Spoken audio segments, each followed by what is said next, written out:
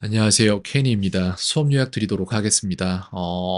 요약할 내용들이 상당히 많아요. 근데 간단하게 말씀을 드리겠습니다. 일단 이 책 있잖아요. 아이작의 테마토크라는 책을 사용을 하려고 했는데 저는 이걸 써봤으니까 대충 어느 정도의 기억이 있는데 이게 아이들과 진행하기에 굉장히 좋은 내용은 아니고 그럼에도 불구하고 이거 인터넷에 이제 많이 있는 토픽들을 안 쓰고 여기에서 굳이 토픽을 쓸 수 있는 이유가 뭐냐라고 하면은 아이잭이 여기에 대해서 자기가 가진 토픽에 대해서 자기의 생각을 써놓은 글들이 있어요. 그리고 그거에 대해서 자기 친구들에게 물어봤던 내용들이 있는데 그 두 가지가 플러스 되면은 좋다는 점이 있어서 할까 했었는데 아이들이 사진을 저한테 책에 대한 내용을 보내온 걸 보니까 그냥 질문만 따서 이렇게 보내왔거든요. 그렇기 때문에 이걸 가지고 그쪽으로 운용할 수는 없다는 얘기잖아요. 그렇다면은 굳이 그렇게 할 필요는 없어요.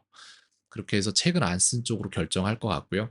아이들이랑 이런저런 얘기를 해봤는데 후반부에 이제 이 토픽을 다 다루고 나서 후반부에 아이들에게 숙제에 대한 당위성을 주장하는 시간이 좀 됐습니다. 그래서 아이들의 각진 목적이 목표가 각각 다른데 레일라 같은 경우에는 쉐도잉과 그러니까 레일라는 플루언스예요. 자기가 더 영어를 유창하게 하고 싶다라는 게 지금 원하는 거고 그 다음에 그 쉐도잉을 하기 위해서 그 자기가 되고 싶은 사람 한 명 정하고 그 사람이 말하는 걸 따라야 된다고 얘기를 했는데 누구냐고 얘기했더니 클로이라고 하더라고요. 재밌는 케이스죠. 클로이가 영어 발음이 되게 좋아요. 좋은데 그 발음에다가 그게 이제 소프트웨어가 좋다라고 저는 얘기를 할게요. 하드웨어가 좋다라고 얘기를 해야 되나? 하드웨어가 좋은데 거기에다가 이제 좋은 소프트웨어를 입혀줘야 되잖아요. 클로이 케이스에는. 그래서 소프트웨어에 해당하는 것들을 이제 문장을 보고 읽을 수 있는 능력이 될 수도 있고 내지는 이제 어휘, 자기가 쓸 수 있는 어휘들이 될 수도 있고 그런 것들이 있는데 그래서 아이들에게 지금 세 가지의 숙제에 대해서 당위성을 주장을 했고 아이들이 하겠다고 얘기를 했습니다. 하나씩 말씀드리자면 첫 번째 숙제는 쉐도잉이에요. 아이들이 스스로 되고자 하는 사람 정해서 쉐도잉을 시작을 해야 되는데 제가 먼저 추천해 주는 사람은 이 사람이었습니다. 잠시만요. 잉글리시 코치라는 사람인데 이 사람이 발음이 되게 좋아요. 그리고 어려운 영어를 쓰지도 않아요. 그래서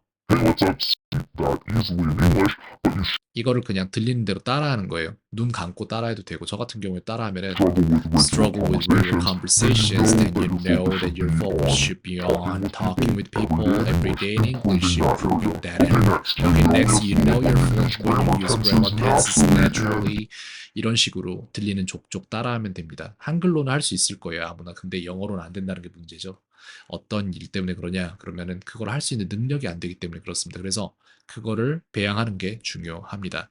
그런 부분들 때문에 아이들이 이거 지금 하면 가장 좋을 시기이고 그 다음에 다음 숙제는 이제 이런 거 제가 챗 GPT를 이용해서 문장을 계속 뽑아낼 거예요. 옥스포드 1레벨, 2레벨, 3레벨 이런 식인데 아이들은 3레벨부터 시작해도 됩니다, 지금. 그래서 3레벨의 문장을 뽑아서 보내면 아이들은 이거를 본인이 해석을 해서 저한테 보내야 되는데 이걸 그냥 문자로 해석해서 그대로 그거를 텍스트화 시켜서 저한테 보내는 게 아니라 하는 과정 전체를 녹화해서 유튜브에 올린 다음에 그걸 비공개 링크로 저한테 보낼 거예요. 그래서 저는 이 과정 전체를 볼 것이고 그렇게 되면은 어떻게 되는지를 보여드릴게요. 시간이 좀 걸리는데 보여드려야겠죠. 방금 전에 봤으니까 아마 여기 있을 텐데 없네. 왜 없어? 아 이거다.